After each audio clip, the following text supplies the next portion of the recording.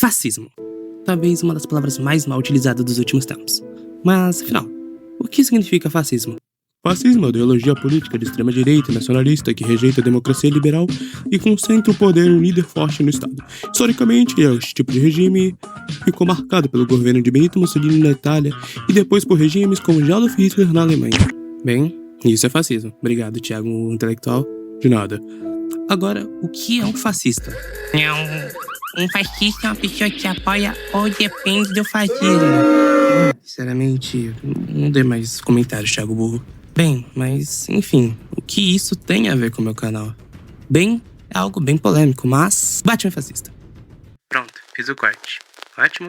Então tá, agora eu já posso falar que ele não é não. Mas que também não é totalmente errado pensar nisso. Oi, meu nome é Thiago Flores e hoje, fascismo. Cara, isso me lembra muito aquelas imagens de vídeo de que o professor tá rindo e atrás dele tá escrito, sei lá, alguma coisa muito absurda, tipo holocausto e coisas que eu vou ter que censurar pra não perder. Não é como se eu fosse monetizado, né? Então tá ótimo. Mas enfim, sendo sincero, a gente vai analisar por que o Batman e outros heróis às vezes são chamados de fascistas. Muito por causa de uma certa história de um ilustrador muito famoso, e não é o Frank Miller. Batman foi criado em 1939 por Bill Finger e ilustrado por Bob Kane, aparecendo pela primeira vez em Detective Comics número 27. Bem, em 1941, os Estados Unidos entravam na Segunda Guerra Mundial. Nesse contexto, o medo do nazismo fez com que muitos heróis virassem propaganda americana, como o Superman e o Capitão América. O Batman ele vai entrar nesse cenário como um herói pulp, muito baseado em personagens como The Shadow e o Zorro. Esses personagens eram conhecidos por matarem criminosos, e o Batman no começo seguia esse mesmo arquetipo. Inclusive, tem um vídeo muito legal no canal explicando sobre o Batman matar. Enfim, o personagem foi sendo reformulado. Em menos de um ano mesmo, ele já não matava e passou a atuar do lado do Robin. Mesmo assim, o Batman acabou participando também de momentos de propaganda política, inclusive atuando ao lado do Super-Homem em histórias da World Finest Comics, mais conhecido aqui no Brasil como os melhores do mundo. E com o passar do tempo, o Batman cresceu como personagem em mitologia, mundo, vilões, aliados e etc. Então, chegamos a 86. Foi um salto bem grande de tempo, mas acredita, é algo extremamente importante porque é onde vai tudo se concentrar.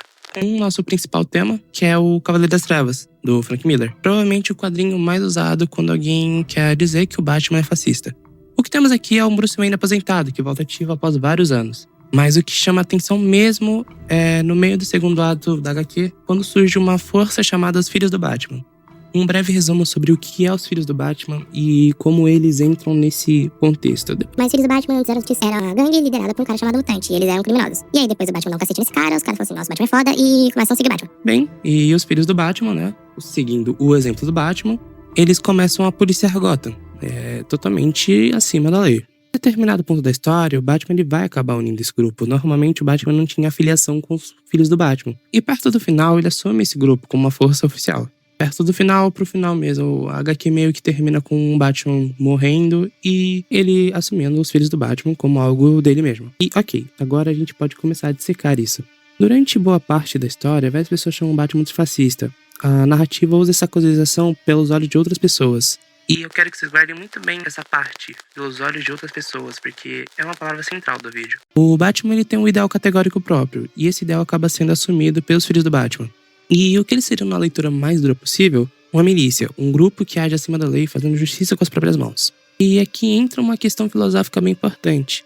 O sociólogo Max Weber, ele define o Estado moderno como uma instituição que possui um monopólio legítimo da violência. Ou seja, apenas o Estado deveria ter o direito de usar força para manter a ordem. Polícia, exércitos e tribunais existem justamente para evitar que indivíduos decidam aplicar a justiça por conta própria. E o Batman, ele quebra exatamente esse princípio. Ele investiga, julga e pune criminosos sem qualquer autoridade legal. Então, do ponto de vista do Estado moderno, o Batman é um problema. Justamente por isso que o Superman veio atrás dele, né? Superman e Super-Homem, eu tô meio que trocando bastante, mas é bem legal de pensar, de falar os dois. Eu gosto bastante da palavra Super-Homem. Tanto que na própria história, a nova comissária, ela passa a perseguir o Batman que voltou, e deixa claro que ele tá agindo fora da lei. Mas também existe uma lei que muita gente ignora sobre os Filhos do Batman, é que eles são punks. A estética, a atitude, o comportamento lembram muito o movimento punk. E o movimento punk nasce justamente como algo antissistêmico, anti-autoridade e antifascista. Então, ao mesmo tempo que eles podem parecer uma milícia urbana, também pode ser visto como jovens sem futuro que encontram no Batman um símbolo. E no final, Frank Miller provavelmente queria retratar uma juventude radicalizada e perdida. A gente tem essa observação sobre os filhos do Batman ou eles são mal interpretados, ou eles são levados a sério demais. O argumento da força policial ela mesma não acaba por aqui. Que existem histórias que o Batman realmente se aproxima muito mais de um modelo autoritário.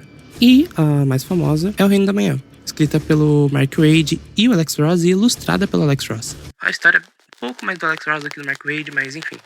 Mas basicamente o resumo dessa história é que o Superman ele abandona o manto. Isso faz que o universo dos super-heróis entre em colapso. E alguns heróis passam a agir de forma muito mais autoritária. Eu vou listar eles do menos autoritário para o mais autoritário. O Lanterna Verde, ele é o Alan Scott, que ele passa a maior parte do tempo apenas vigiando a Terra. O Flash é o Wally West, se torna quase uma força da natureza. Ele parece estar em todos os lugares ao mesmo tempo, quase como um Big Brother.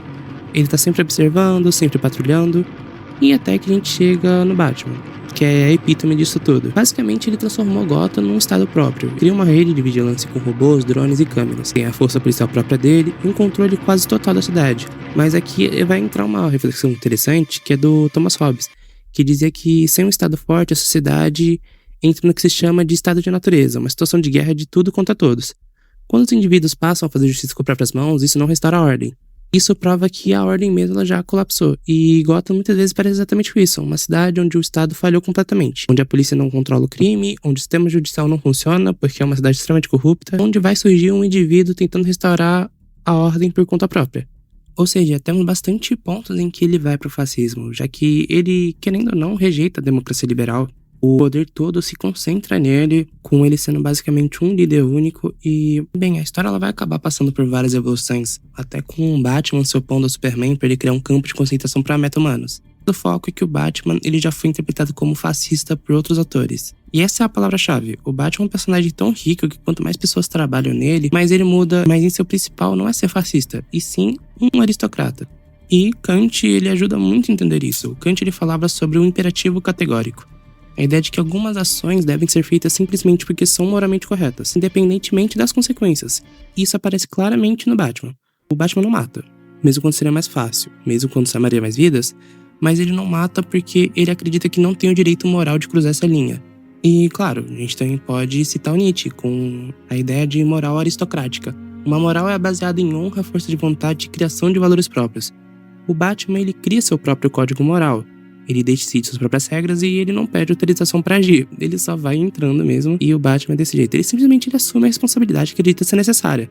E isso é muito diferente do fascismo. O fascismo depende muito do Estado, massa ideológica, ideologia coletiva e mobilização política. E o Batman ele não tem interesse nem ser uma ferramenta disso. Ele não quer criar um regime, ele não quer governar, controlar a sociedade. Ele apenas quer salvar Gotham. E isso leva a um ponto final. O Batman, ele é um aristocrata. Ele acredita que não dever com o povo e que apenas ele pode resolver esse problema.